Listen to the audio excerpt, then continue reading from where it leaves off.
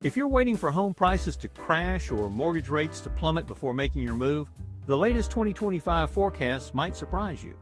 Let's tackle the big question, will home prices finally come down? I know you've seen headlines about price dips, and you're hoping it signals something bigger. But here's the reality. While price growth is slowing, we're not headed for a crash. 8 leading forecasters agree prices will still rise 1.5 to 2% nationally this year.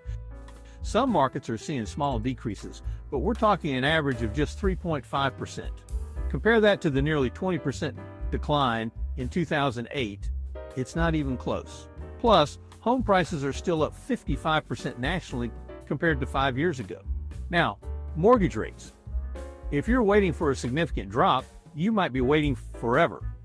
Economic data suggests rates will stay in the mid-6% range through 2025. That's not dramatically different from where we are now. So if you're trying to time the market, hoping for lower prices and lower rates together, the data says that's not happening. Here's what I want you to consider instead: your personal situation. Do you need more space? Relocating for work? Family changes? The market isn't melting down, it's moderating. If you need to make a move, let's focus on making it happen with the market we actually have, not the one you're hoping for. According to the National Association of Home Builders, house price growth slowed, partly due to a decline in demand and an increase in supply. These factors signaled a cooling market. So even though the market is cooling, experts still expect prices to rise nationally by about 1.5 to 2% in 2025. Some local markets are seeing small price dips, averaging just negative 3.5%. But that's nothing like the nearly 20% drop we saw during the 2008 crash.